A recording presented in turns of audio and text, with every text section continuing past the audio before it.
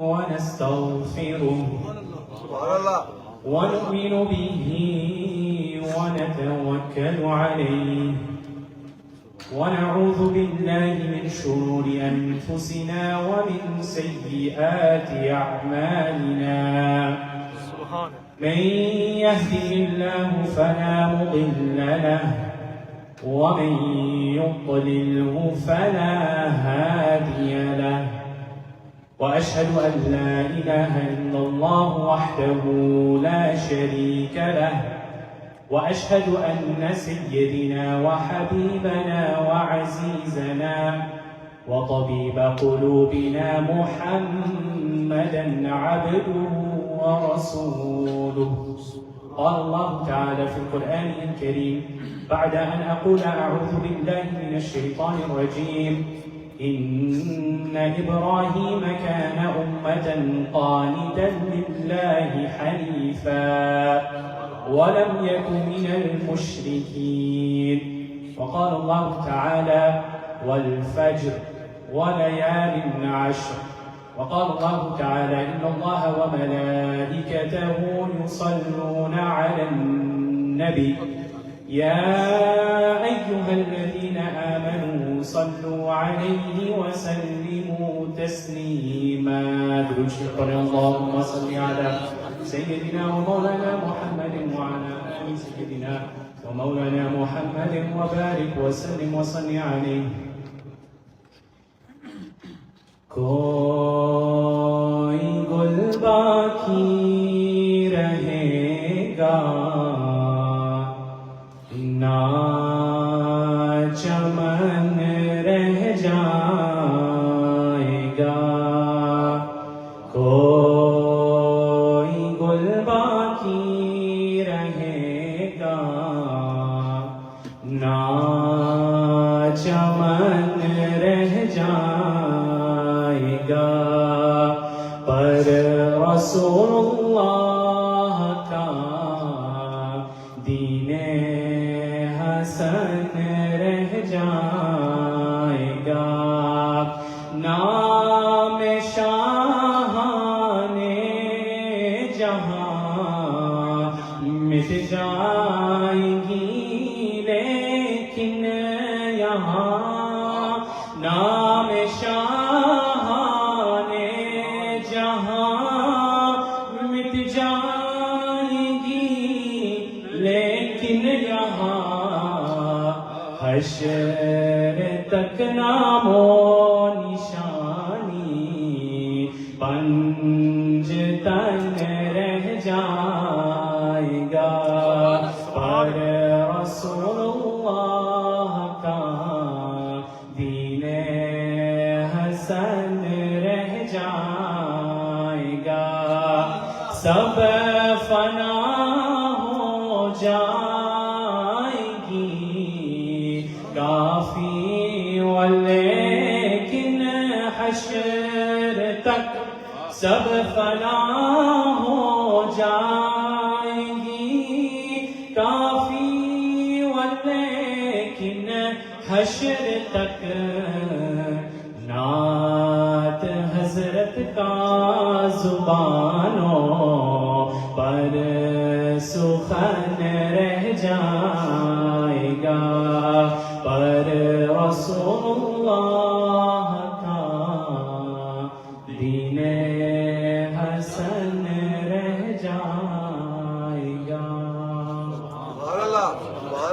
اللہ رب العزت کی حمد ثنا تعریف و توصیف اور حضور نبی کریم رؤوف الرحیم رحمت للعالمین کی بارگاہ بے کس پناہ میں ہدیتاً تحفتاً درود و سلام پڑھنے کے بعد میں انتہائی شکر گزار ہوں مکی مسجد کی کمیٹی کا جنہوں نے تعاون کر کے آپ سے مخاطب ہونے کا ٹائم دیا.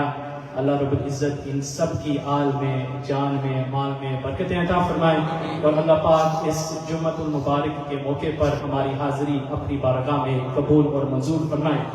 میرے بھائیوں دوستوں بزرگوں اور عزیز ساتھیوں، آج ذوالحج کی پہلی تاریخ ہے اور ان دنوں میں جو لوگ حج کے لیے نکلے ہیں گئے ہیں وہ تو ثواب پا لیں گے، لیکن ہم جو لوگ ادھر ہیں جو نہیں جا سکے، ہمارے لیے اس میں کیا حکمتیں ہیں، اس میں کیا سبق ہے، اور ہم ان دنوں میں کیا کر سکتے ہیں تاکہ ہم بھی کچھ نہ کچھ ثواب ملے۔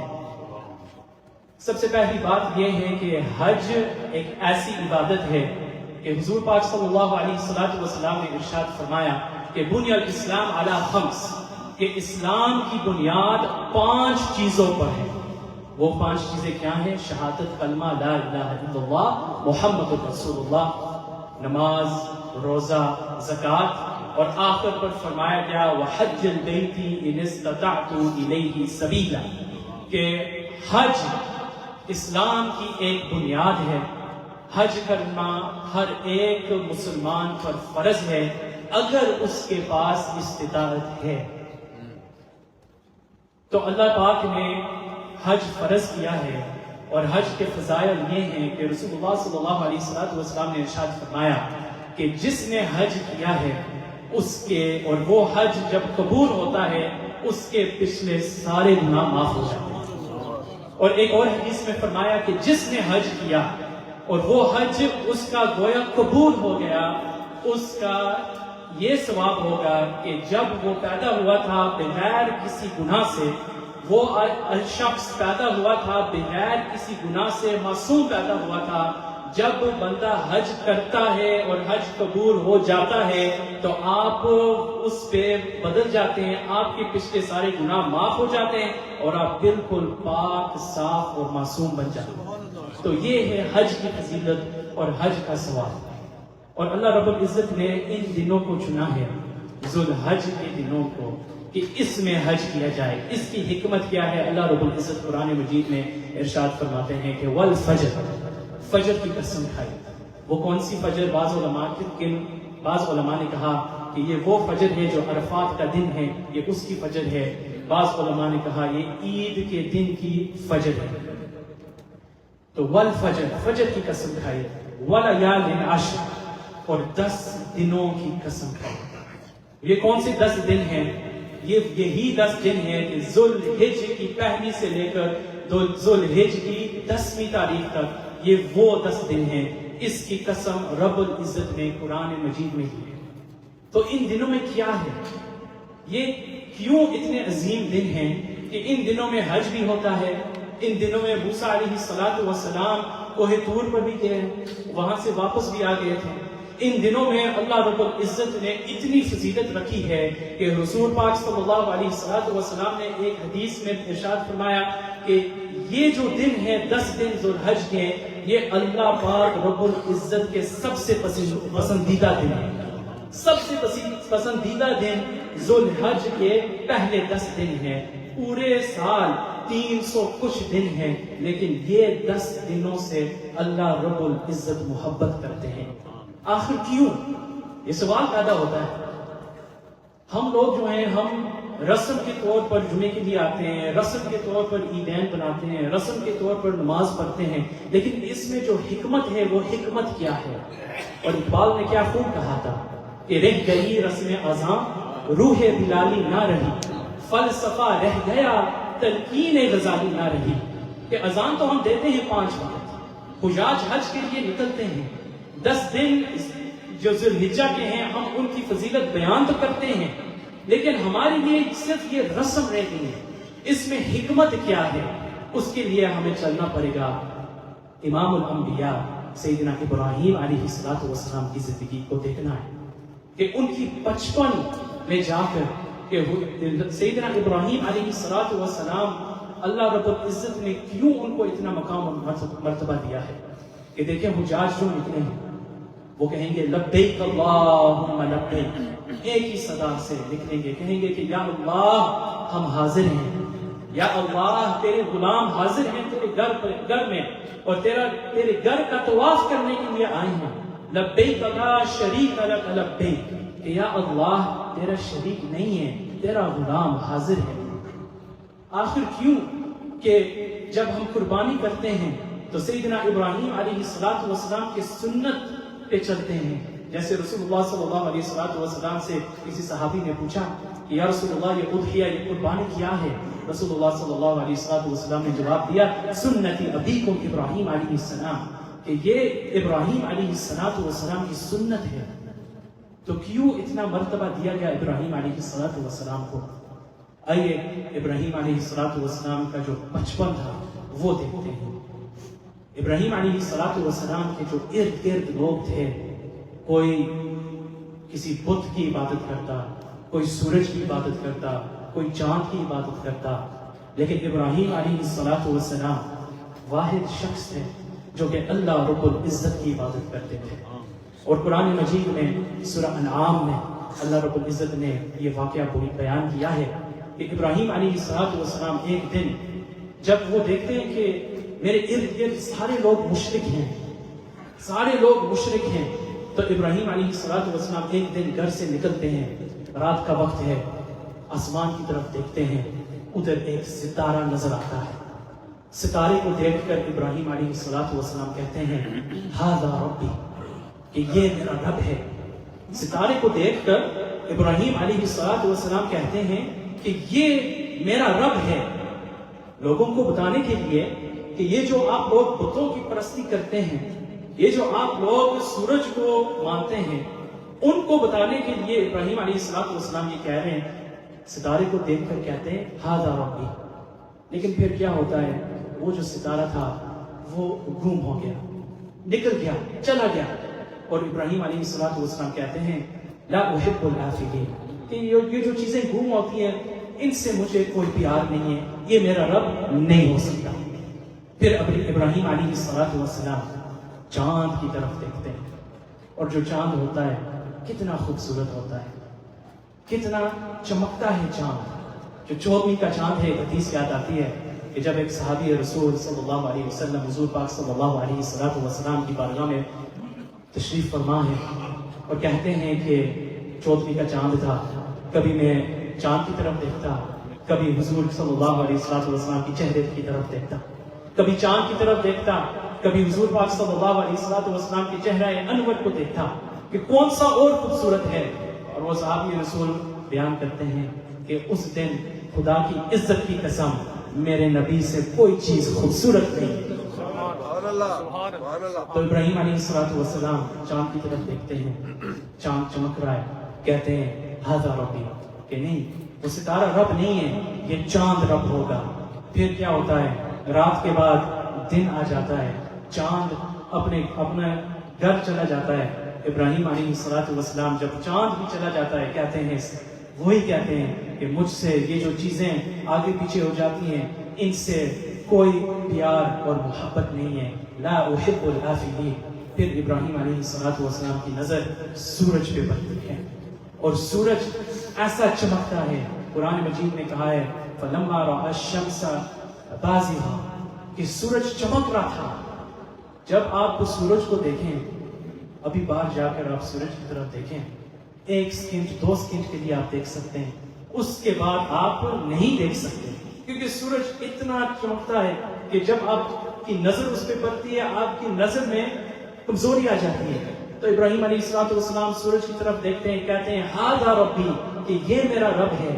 پھر کہتے ہیں کہ ھذا ربی اکبر، یہ بڑا رب ہوگا۔ ستارہ چھوٹا سا ہے، چاند اس سے بڑا ہے، لیکن یہ جو سورج ہے یہ بھی اس سے بھی بڑا ہے۔ ابراہیم علیہ السلام کہتے ہیں ھذا ربی اکبر، یہ سب سے بڑا رب ہوگا۔ لیکن پھر شام آ جاتی ہے اور ابراہیم علیہ السلام کہتے ہیں انی وجہت وجہی للذی فطر السماوات والارض حنیفا وما انا من المشرکین۔ ابراہیم علیہ السلام کہتے ہیں کہ انی وجہت، میں اپنا رخ اپنا چہرہ ان چیزوں سے ہٹاتا ہوں اور رب العزت کی بارگاہ کی طرف لوٹتا ہوں۔ کہتے ہیں انی وجہت وجہی للذی فطر السماوات والارض، جو زمین اور آسمان کے مالک ہے، حنیفا۔ ابراہیم علیہ السلام کہتے ہیں کہ میں اسی کے اوپر قائم رہوں گا۔ یہ جو توحید ہے، اللہ کو ایک ماننا، اللہ پاک کی ذات کو ماننا، ابراہیم علیہ السلام کہتے ہیں حنیفہ، اسی کے اوپر میں رہوں گا۔ وما انا من المشرکین، اور میں مشرک نہیں ہوں۔ جناب والا ابراہیم علیہ السلام چھوٹی عمر میں ہی اللہ رب العزت کی ذات کو انہوں نے پہچان لیا تھا. چھوٹی عمر میں اللہ سبحانہ و تعالی کی ذات کو انہوں نے پہچان لیا تھا کہ واحد ایک ہی رب ہے جس نے یہ پوری کائنات بنائی ہے. اس لیے ہم ابراہیم علیہ السلام کو یاد کرتے ہیں کیونکہ جو ان کا کمٹمنٹ تھا. ہم کہتے ہیں نا کہ کمٹمنٹ کیا ہے کسی سے, کسی نے دعوت میں بلایا ہے تو کسی اور کی دعوت آ گئی, ہم کہتے ہیں نہیں یار سوری میں نے ایک کمٹمنٹ آلریڈی بنا لیا ہے, میں نے وعدہ کیا ہے اور میرا وعدہ پکا ہے. تو ابراہیم علیہ السلام کا وعدہ یہ تھا کہ دنیا ادھر ادھر ہو جائے لیکن اللہ رب العزت کی ذات کو نہیں چھوڑنا. اور اللہ رب العزت کی ذات وہ ذات ہے لیس کمثلہ شیء, جس کی کوئی مثال نہیں ہے. اللہ رب العزت وہ ذات ہے کہ جس نے زمین اور آسمان کو بنایا. اللہ رب العزت وہ ذات ہے کہ جس نے ہمیں زندگی دی ہے. تو ابراہیم علیہ السلام بچپن سے ہی کفر کے اندھیرے میں ابراہیم علیہ السلام نے اس بات کو پہچان لیا تھا. تو اس لیے ہم ذوالحج کے دن ابراہیم علیہ السلام کو یاد کرتے ہیں. اور کیا مقام ملا ابراہیم علیہ السلام کو. اللہ نے قرآن پاک میں ارشاد فرمایا ان ابراہیم کان امہ, کہ ابراہیم علیہ السلام ایک کامل امام تھے. اور جو لفظ استعمال کیا گیا امت, جب ہم کہتے ہیں امت ہم سوچتے ہیں جو امت مسلمہ ہے, سوچتے ہیں یہ جو حضرات ادھر بیٹھے ہوئے یہ مکی مسجد کی امت ہے, کمیونٹی ہے. جو امت مسلمہ ہے وہ پوری دنیا کے مسلمان میں ہے. تو اللہ رب العزت نے کیا کہا کہ ان ابراہیم کان امہ, ایک ہی آدمی کو, ایک ہی نبی کو اللہ تعالیٰ کہہ رہے ہیں کہ یہ امت ہے. ایک ابراہیم علیہ السلام کو اللہ رب العزت کہہ رہے ہیں کہ یہ امت ہے.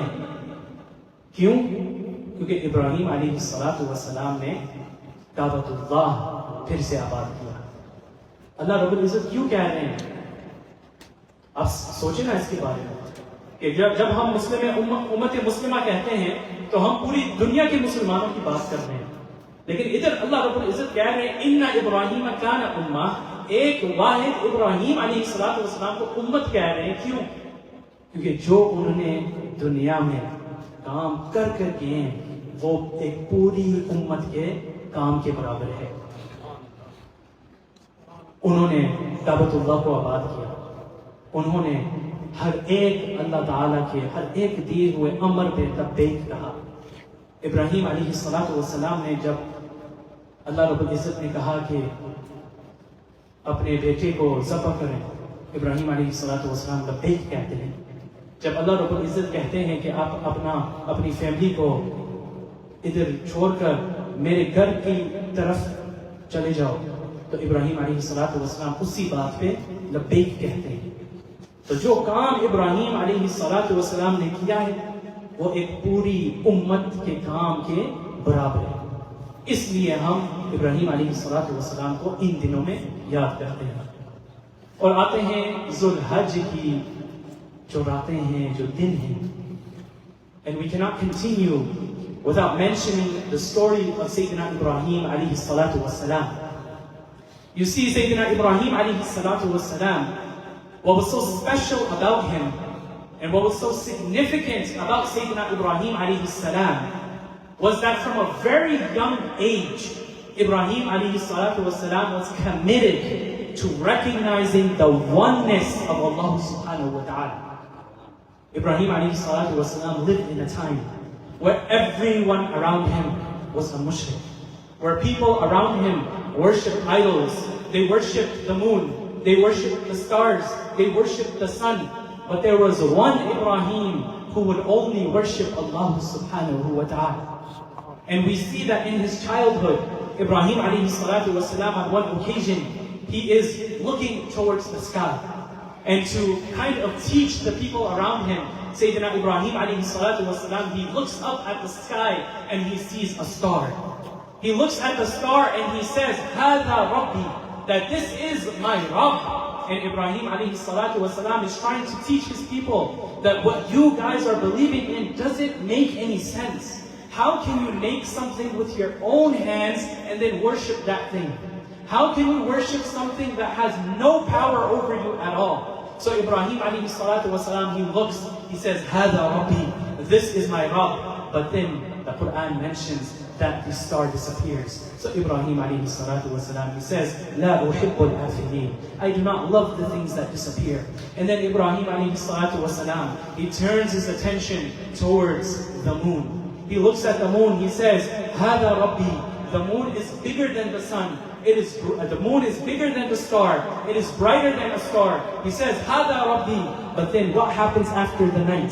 The day comes. And when the day comes, the moon disappears. So Ibrahim alayhi salatu wasalam says, I do not love things that disappear. And then Ibrahim alayhi salam, he looks towards the sun. And when he sees that the sun is brighter than the stars, it is brighter than the moon, he says, Hada Rabbi, this is my Rabb. Hada Rabbi, Hada Akbar. This is the greatest Rabb. Ibrahim alayhi salatu wasalam, he says that there is no doubt, this has to be the answer to my question. Ibrahim alayhi salatu wasalam then notices that the night comes. And when the night comes, the sun also disappears. And then Ibrahim alayhi salatu wasalam, he says, Inni wajjahtu wajhiya lilladhi fatara as-samawati wal arda hanifan wa ma ana min al-mushrikeen. He says that I turn away from all of this nonsense and I turn myself towards Allah subhanahu wa ta'ala. I turn my body towards the Lord of the heavens and the earth. Hanifan wa ma. He says, I will remain strong upon this.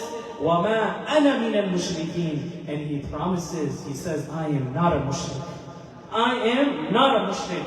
This is why we remember Ibrahim alayhi salatu wasalam, because of his commitment to the belief in the oneness of Allah subhanahu wa ta'ala. Because of his commitment to the belief that there can be only one Allah, and that Allah is the one that is laysa kamithlihi shay, that does not have any example. Why do you think that in these days we keep remembering Ibrahim alayhi salam? Every masjid you go to, every khutbah you'll listen to, every post you'll see on social media, it's always going to be, in these coming days, Dhul Hijjah, Hajj, Ibrahim alayhi salam, Ibrahim alayhi salam. Why? It was because of his commitment to that belief in the oneness of Allah subhanahu wa ta'ala. And how beautiful is it that Allah subhanahu wa ta'ala, he says, and he calls Ibrahim, he says, Inna Ibrahim kana ummah. That in Ibrahim alayhi salam, he is like an ummah. He likens him to an ummah. That he's a perfect leader, a perfect imam. Why? Because of what he did. What he did in this world was equivalent to the works of an entire ummah. When Allah subhanahu wa ta'ala commanded him, leave your family in the desert, he leaves his family there. When Allah subhanahu wa ta'ala commands him to go and sacrifice your son, he doesn't question it. He goes and he sacrifices his son. He asks his son, what do you think? The son says, labbaik.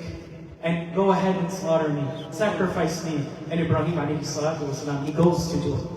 When Allah subhanahu wa ta'ala commands him, go and make the tawaf of my house, he goes and he makes the tawaf of the Kaaba of Allah subhanahu wa ta'ala. Ibrahim alayhi salam, my brothers, was committed.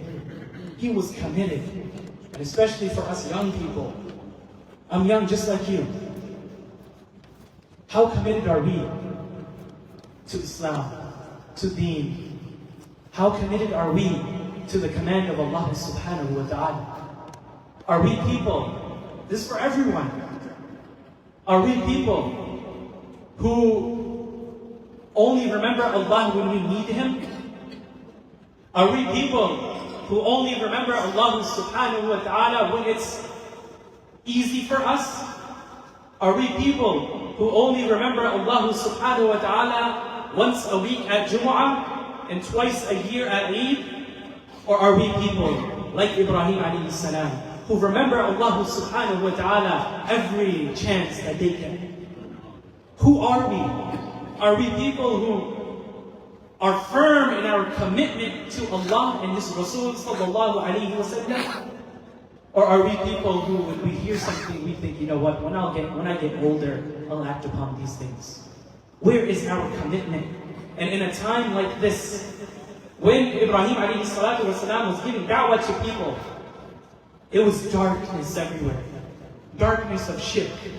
People would worship idols. People would worship the sun, the moon, things that they made with their own hands.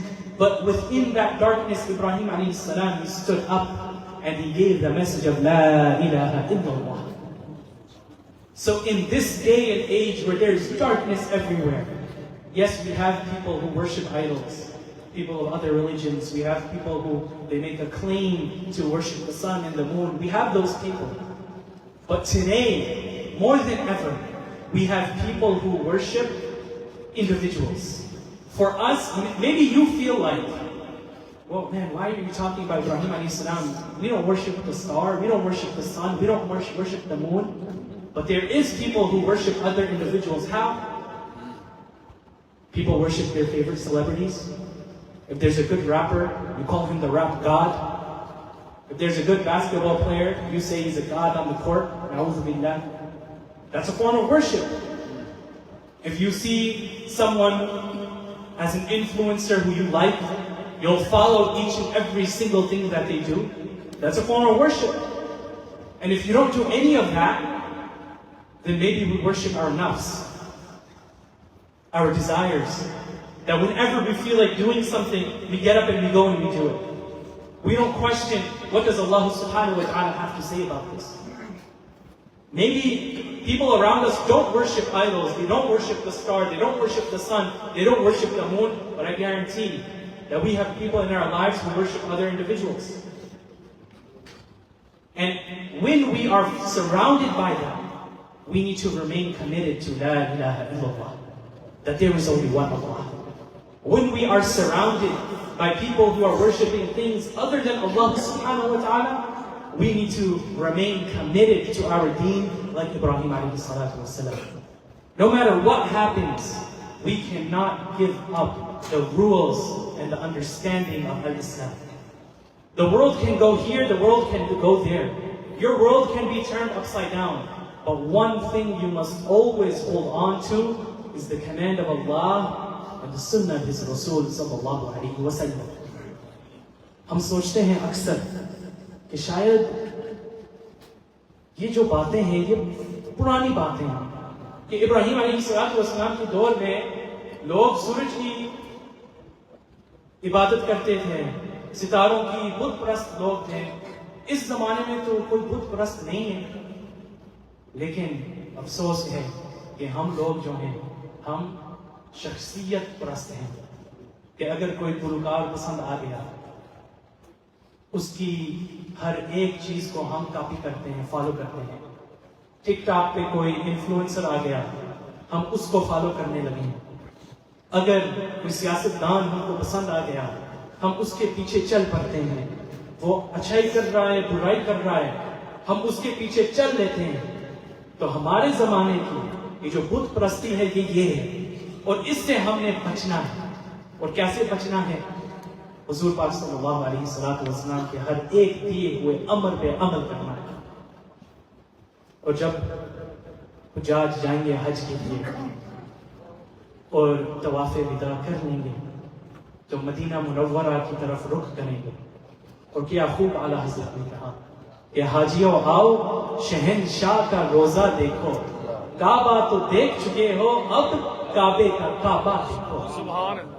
अगर हमने बचना है बुत परस्ती से, अगर हमने अपने आप को बचाना है, हमारी आने वाली नस्ल को बचाना है, तो ये बात हमको समझने पड़ेगी कि अगर मरकज़े इश्क कोई है तो वो मदीना मुनव्वरा में है. अगर हमारे ईमान का कोई भी मरकज है तो वो मदीना तैयबा में है. अगर हमने किसी की पैरवी करनी है तो हुजूर पाक सल्लल्लाहु अलैहि वसल्लम की पैरवी करनी है. दुनिया इधर उधर हो जाए, लेकिन हुजूर का इश्क, हुजूर से मोहब्बत हम कभी नहीं छोड़ सकते. तो ये हज की बातें हम कर रहे हैं, तो आखिर हम लोग क्या कर सकते हैं जो हज के लिए नहीं जा सके, जो हम लोग अल्लाह का घर नहीं देख सके? ہم لوگ کیا کر سکتے ہیں؟ آئیے حضور ہیں۔ پہلی بات یہ ہے کہ ان 10 دنوں میں اولیاء کرام فرماتے ہیں کہ جس نے ایک روزہ رکھا ہے ذوالحج کی 10 دنوں میں، گویا کہ بھائی یہ مسجد کے ہمارے ساتھی آپ کی خدمت میں حاضر ہو رہے ہیں، مسجد کی خدمت کھول کر اللہ پاک آپ کے کاروبار مال و جان میں برکت عطا فرمائے، جزاکم اللہ خیر۔ اللہ رب العزت نے ان دنوں میں کتنی فضیلت رکھی ہے۔ ان 10 دنوں میں اللہ سبحانہ وتعالی نے جس شخص نے ایک روزہ رکھا گویا کہ اس نے پورے سال روزے رکھے۔ یہ جو 10 دن ذوالحج کے ہیں جو آج سے شروع ہو رہے ہیں، ان 10 دنوں میں عید سے پہلے ایک روزہ رکھ لو، آپ کو اس کا ایک سال روزے رکھنے کا ثواب ملے گا۔ جس نے ان دنوں میں ایک رات عبادت کی ہے، ایک رات ذوالحجہ کے 10 دنوں میں سے ایک رات جس نے بھی عبادت کی ہے، گویا کہ اس نے لیلۃ القدر کی رات پہ عبادت کی ہے۔ تو حج کا ثواب ان خوش نصیب لوگوں کو ملے گا جو لبیک اللہم لبیک کی صدا لگا رہے ہیں اور قافلے جن کے رواں ہو گئے ہیں۔ تو ہم لوگ کیا کر سکتے ہیں؟ نمبر 1، جس شخص نے، یہ حدیث ہے حضور پاک صلی اللہ علیہ وسلم نے، جس شخص نے فجر باجماعت پڑھ کے اسی مقام میں وہ شخص، وہ آدمی بیٹھ کر اللہ کا ذکر کرتا ہے، اس کے بعد وہ دیکھتا ہے اشراق کا وقت ہو گیا ہے اور اشراق کے 2 نفل وہ پڑھ لے، گویا کہ اس کو ثواب ایسا ملا ہے کہ ایک مقبول حج کے برابری کا ثواب اس کو ملتا ہے۔ فجر کی نماز باجماعت پڑھیں، اس کے بعد بیٹھ کر ذکر اذکار کریں، اشراق کا وقت آئے تو 2 نفل ادا کریں، تو آپ کو انشاءاللہ حج کے برابری کا ثواب ملے گا۔ ان دنوں میں ہم اور کیا کر سکتے ہیں؟ حضور پاک صلی اللہ علیہ وسلم گھر میں وضو کر کے مسجد کی نیت سے گھر سے نکل کر اور اس نیت کے ساتھ کہ میں مسجد جا کر کوئی اچھی بات سیکھوں گا، جو آدمی ایسا کرے گا گویا کہ اس کو ایک حج کا ثواب مل گیا۔ آپ یہاں جمعۃ المبارک کے موقع پر آئے ہیں اور ایک اور بھی جمعہ ہوگا ذوالحج کے 10 دنوں میں، تو آپ نے کیا کرنا ہے؟ اگلے ہفتے آپ نے نیت کرنی ہے کہ آج میں مسجد جا رہا ہوں، اس نیت سے کہ میں آج کچھ اچھی بات سیکھوں گا، انشاءاللہ آپ کو حج کی برابری کا ثواب ملے گا۔ نمبر 3، ہم کیا کر سکتے ہیں اور الحمدللہ ہم کر رہے ہیں؟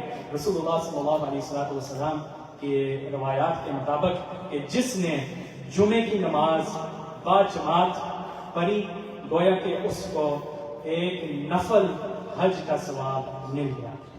تو جمعہ کبھی بھی مس نہ کیا کریں، اور خاص کر کے ان 10 دنوں میں آپ اپنا ذکر اور اذکار، اگر آپ ایک دن میں ایک صفحہ پڑھتے ہیں قرآن پاک کا، ان دنوں میں آپ اور پڑھا کریں، 2 پیجے، 2 صفحے، 3 صفحے، جتنا بھی آپ سے ہو سکتا ہے، یہ قیمتی دن ہے۔ اور آخری بات دیکھیں، اللہ پاک نے ہمیں رمضان دیا، رمضان میں ہم نے عبادت کی۔ رمضان کا مقصد کیا تھا؟ لعلکم یا ایھا الذین آمنوا کتب علیکم الصیام کما کتب علی الذین من قبلکم لعلکم تتقون۔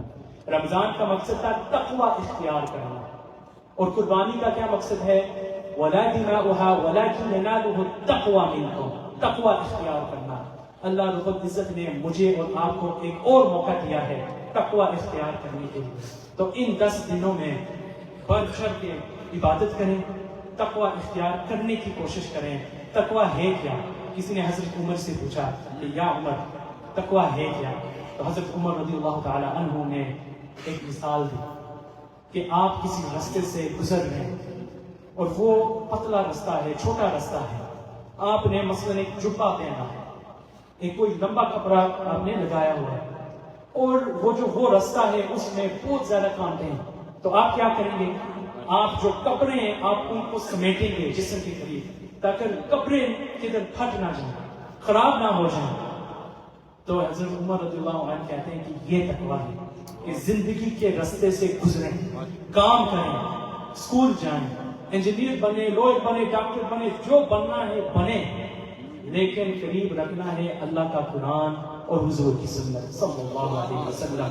तकवा सिर्फ खुदा से डरना नहीं है, तकवा ये है कि आप जो भी अमल करें आप सोच समझ कर करें।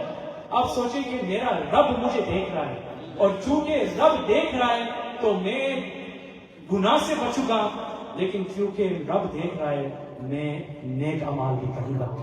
This is the purpose of these 10 days. And in the end, these 10 days, my brothers, are not days to waste. Ramadan came and went. Maybe you wasted Ramadan. Put that on the side. Forget about that. What happened, it happened. But now Allah subhanahu wa ta'ala is giving you another chance to redeem yourself, to make tawbah and to come back to Him. The Prophet ﷺ said that these 10 days of Dhul Hijjah are the most beloved days to Allah subhanahu wa ta'ala. And in these 10 days, if you fast even one day, you get the reward of fasting for an entire year. If you pray even one night, it is like you have prayed the night of Laylatul Qadr. Allah subhanahu wa ta'ala, my brother and my sister, is giving you a chance to make tawbah and to come back to Him. Do not waste these days. Do not waste the days of Dhul Hijjah. What are some things that we can do? 3 easy things that everyone can do, that you can try to do. Number 1, pray Fajr with Jama'ah. And then stay seated. And when the sun rises, at the time of Ishraq, pray 2 nafil. The Prophet ﷺ said, whoever does this, they get the reward that is equivalent to making Hajj. The second thing you can do is to come to the masjid with the intention of learning something. If you are able to do this, the Prophet ﷺ says, you get the reward of doing a Hajj. And the third and last thing that we can do, my brothers, is, so first you have coming to the masjid with the intention to learn. You have also making sure that you are staying away from halal and haram as well. But coming to the masjid with the intention to learn, praying Fajr with Jama'ah, and then praying the 2 rak'ahs of Ishraq. And then another thing that you can do is pray Jum'ah. According to some hadith, the reward of Jum'ah is equivalent to performing Hajj. But the last thing is fulfilling the need of your brother and sister. Hasan al-Basri, rahimahullah, he says that going to fulfill the need of your brother is better for you than doing a nafil Hajj. There are many things that we can do, but we have to go out and learn them. दुआ है कि अल्लाह रब्बुल इज़्ज़त हमारी इस हाज़िरी को अपनी बात में कबूल फरमाए। अल्लाह रब्बुल इज़्ज़त इन दिनों से इस्तिफ़ादा हासिल करने की तौफ़ीक़ अता फरमाए। यार ज़िंदा सोहबत बाकी वमा अलैहि इल्लल बलाग।